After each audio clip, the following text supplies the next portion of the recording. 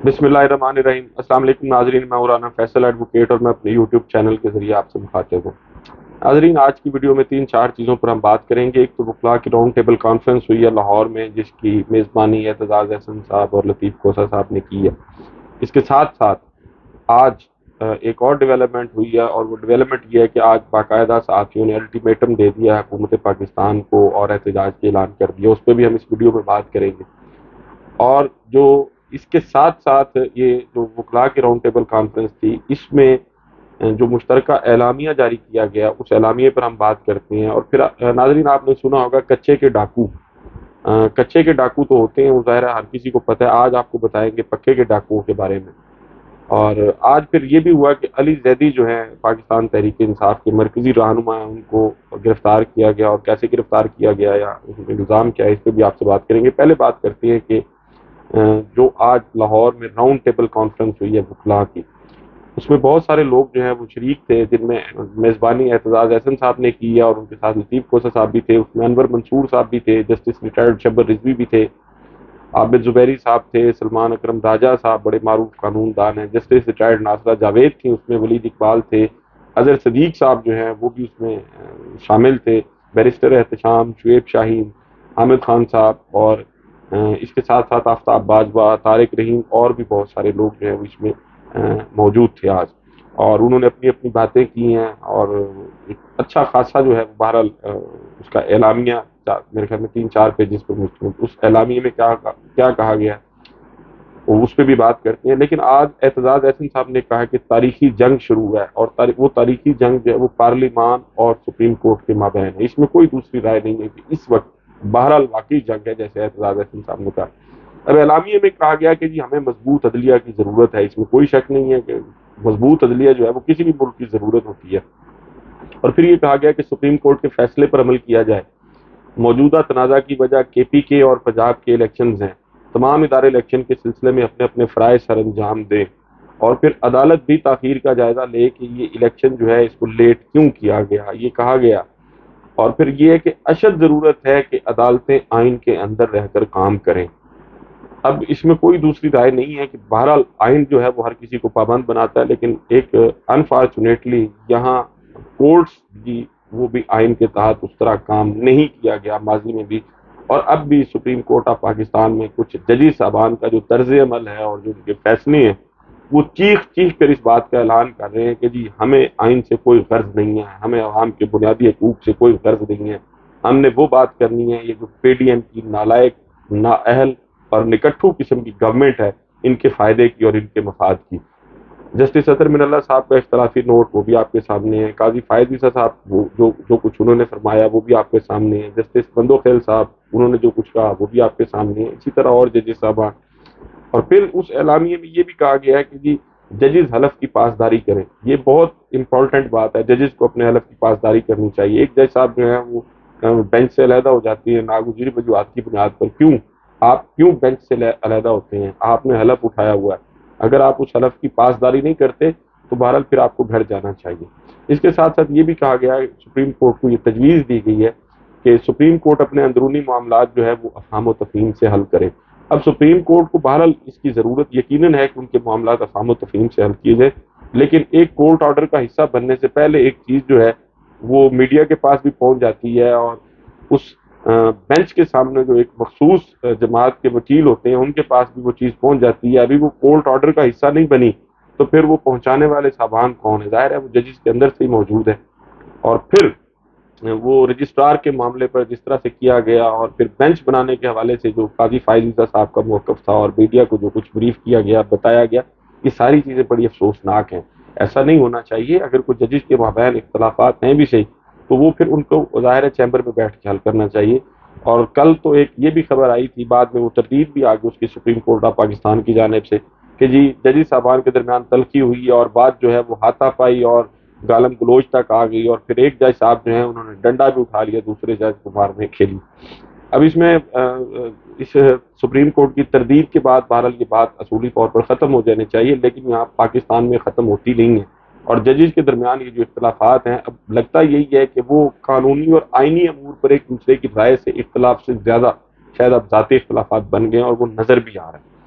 اس کے ساتھ ساتھ پھر یہ بھی کہا گیا ایک تو کہ ججز حلف کی پاسداری کریں اور عدلیہ کو اپنے معاملات جو ہیں اس میں فہم و تفہیم سے کام لینا چاہیے، اور پھر یہ کہا گیا کہ عدالت کو ریگولیٹ کرنے کا عمل جو ہے وہ عدلیہ کو نقصان پہنچانے کے مترادف ہے۔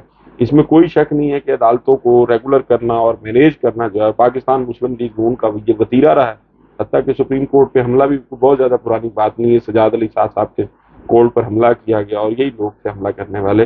اور اب جو موجودہ supreme court practice and procedure bill ہے یہ بھی عدلیہ کی آزادی پر ایک قسم کا حملہ ہے، اور خیر اس میں اب کورٹ نے اسٹے آرڈر جاری کر دیا، زیادہ بات کرنا مناسب نہیں ہے اس پہ، لیکن یہ بھی بہرحال عدالتوں کو ریگولیٹ کرنے کی ایک کوشش تھی، اور اللہ نہ کرے دوبارہ ایسی کوششیں ہوں۔ یہ تو تھی آج جو وکلاء کا راؤنڈ ٹیبل کانفرنس کا اعلامیہ، اور پھر بظاہر یہی لگتا ہے کہ اب وہ پارٹ جو 2007 میں وکلاء نے پلے کیا تھا ججز بحالی کے تحریک میں، شاید اس کی ابتدا آج کی اس راؤنڈ ٹیبل کانفرنس سے ہو گئی ہے، اس میں بہت اچھی اچھی باتیں کی گئی ہیں، اور آج جو ہے وہ اظہر صدیق صاحب نے تو بڑی میں سمجھتا ہوں جرأت اور دلیری کا مظاہرہ کیا، اور انہوں نے تو اس حد تک بھی کہہ دیا کہ اگر کورٹ کی طرف اور جوڈیشری کی طرف سپریم کورٹ کی طرف دیکھا گیا تو اس کی آنکھیں نکال لیں گے ہم۔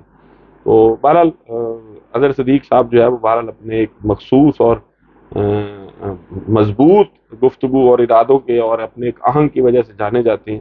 میری دعا ہے اظہر صدیق صاحب اللہ تعالیٰ آپ کو محفوظ رکھے۔ کل پرسوں رات بھی جو ہے وہ آپ کے گھر پہ حملہ کیا گیا اور آپ کو کوشش کی گئی ہے ڈرانے کی، اور انہوں نے آج واضح یہ کہا کہ جی ہم ڈرنے والے نہیں ہیں اور نہ ہم پیچھے ہٹنے والے ہیں۔ یہ تو ہو گیا جی وکلاء کے حوالے سے، اور پھر جو ہے ناظرین جو ایک افسوسناک واقعہ ہوا ہے کہ علی زیدی صاحب جو ہے ان کو گرفتار کیا گیا، اور ان کو گرفتار کرنے کا جو عمل ہے وہ آپ سب نے فوٹیجز دیکھ لی۔ آج پاکستان تحریک انصاف کے صوبائی سیکریٹریٹ میں وہ تنظیمی عہدیداران سے ملاقاتیں کر رہے تھے، جس میں کچھ لوگ یونیفارم میں اور کچھ سفید پارچات میں ملبوس تھے، انہوں نے ان کو گرفتار کیا، دھکے دیے، ان سے بدتمیزی کی، اور پھر بتایا یہ جا رہا ہے کہ تھانہ ابراہیم حیدری ہے وہاں کو 2013 میں کوئی معاملہ ہوا تھا، اس کے فراڈ کا مقدمہ درج کیا گیا۔ آصف علی زرداری صاحب اور بلاول زرداری صاحب آپ کے صوبے میں جو ہے وہی کام ہو رہا ہے جو یہاں پنجاب میں ہوتا رہا ہے، اور آپ تو انسانی حقوق کے چیمپئن بنتے ہیں، لیکن آپ بھی بہرحال کہنے کی حد تک شاید یہ آپ کی باتیں ہوں گی، لیکن عملی طور پر آپ کا کردار جو ہے وہ بھی کسی فاشسٹ طرز عمل سے جو ہے وہ بیچ ہی کرتا ہے، کوئی اس سے ڈفرینٹ نہیں ہے۔ اور آپ کے صوبے میں یہ ابتدا کی گئی تھی شیخ رشید صاحب سے، اور پھر وہاں جو پاکستان تحریک انصاف کے وہاں صوبائی اسمبلی میں جو لیڈر ہیں ان کے ساتھ ان کے مقدمات، اور وہ بھی بہت زیادہ پرانی باتیں نہیں ہیں۔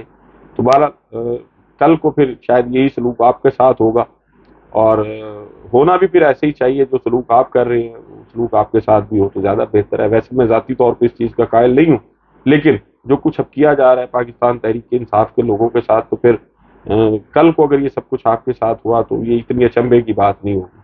اس کے ساتھ ساتھ ناظرین آج جو ہے وہ صحافیوں نے بھی الٹیمیٹم دے دیا ہے۔ آپ کے علم میں ہے کہ اس حکومت کے آنے کے بعد صحافیوں کے خلاف اور سیاسی لوگوں کے خلاف دھڑا دھڑ مقدمات درج ہوئے۔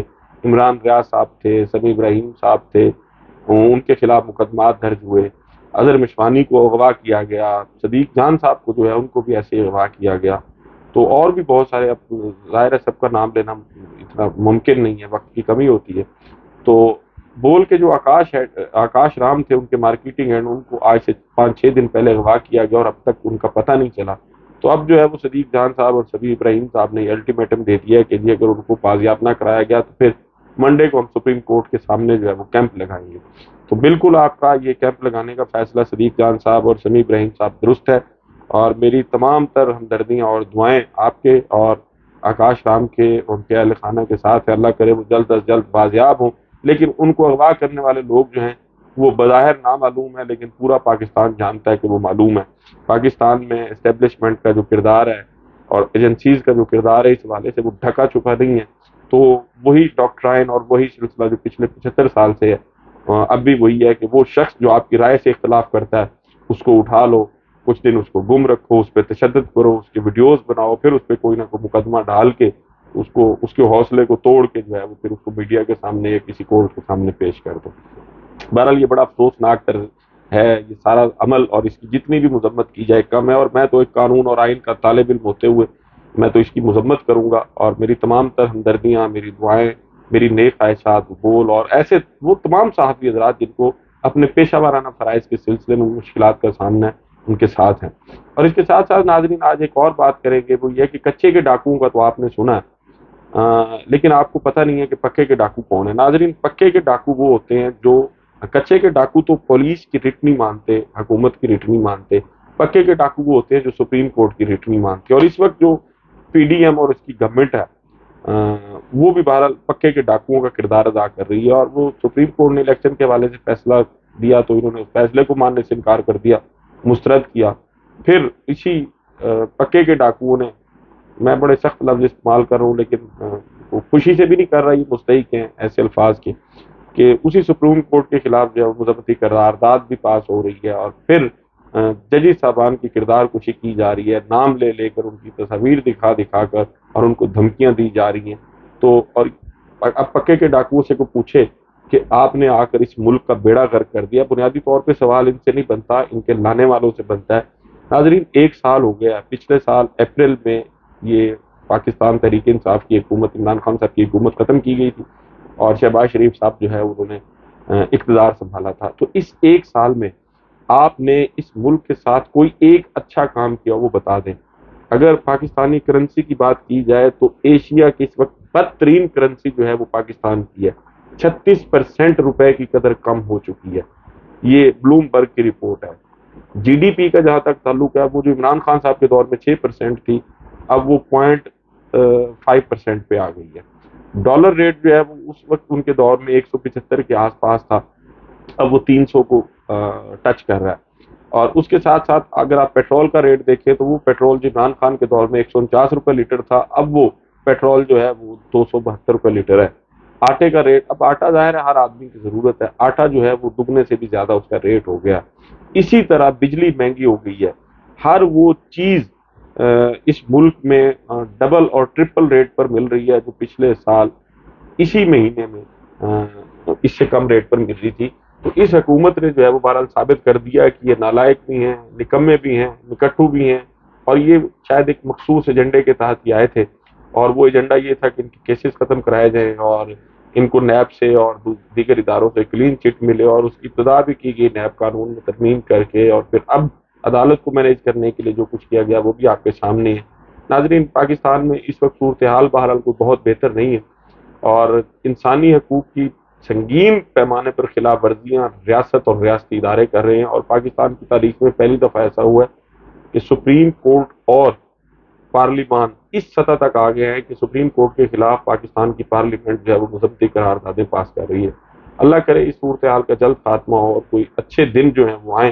ناظرین آپ سے ملاقات ہوگی اگلی ویڈیو میں، اپنا اور لوگوں کا بہت خیال رکھیے گا۔ اللہ حافظ۔